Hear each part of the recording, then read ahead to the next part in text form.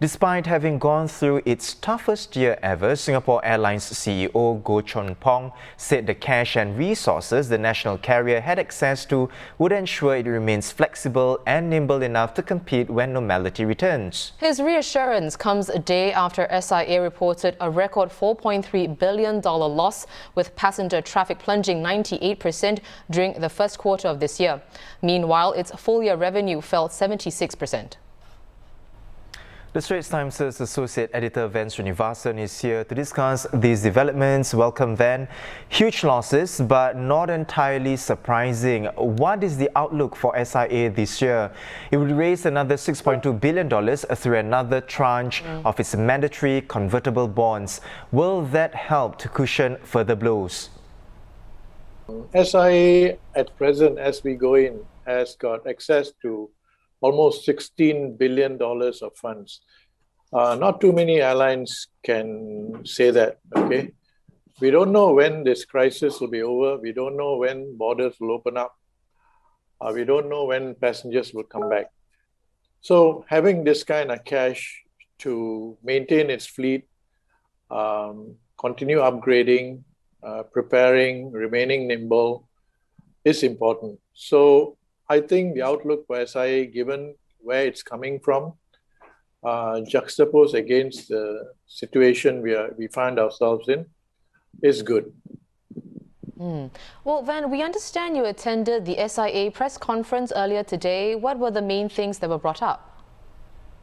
You know, one thing important for airlines is this thing called cash burn.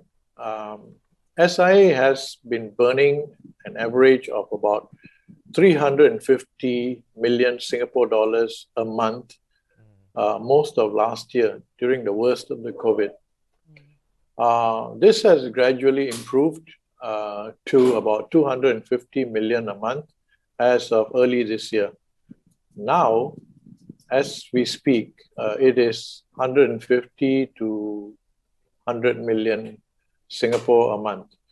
So the cash burn has come down. Meanwhile, the amount of cash they have been accumulating through convertible bonds, access to credit lines and things like that has improved. So this was something that a lot of analysts and several media people also wanted to know. Then, of course, there were questions about, travel bubbles and how the closure of the Hong Kong-Singapore, or rather delay of the Singapore-Hong Kong travel bubble impacted it. So Mr. Goh Chun Pong addressed all these questions. I think he did it pretty well. He also spoke about the transformation plans that continue.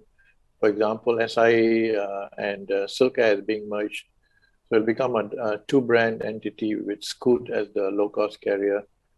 And then it's growing its India operations and stuff like that. So these were all issues discussed this morning. International borders are still closed. The Singapore-Hong Kong bubble is delayed once more, and the Changi airport cluster is still growing. Now, all these factors contribute to travel demand.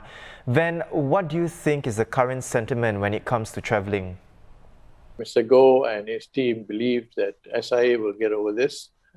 If we manage the situation properly, say by late June or July, some semblance of normality will return. You see, the other thing that is happening is also vaccine rollouts. And IATA is coming out with digital passports, which SIA is one of the sponsors too.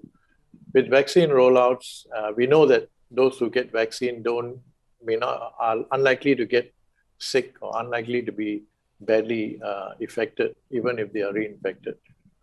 So vaccine rollout is a key issue, and Mr. Goh kept mentioning this. Vaccine rollout and vaccine passports. This will be the key to borders opening in a calibrated way in the future. And I think the hope is that this will happen sometime in the second half, possibly by the end of the third quarter.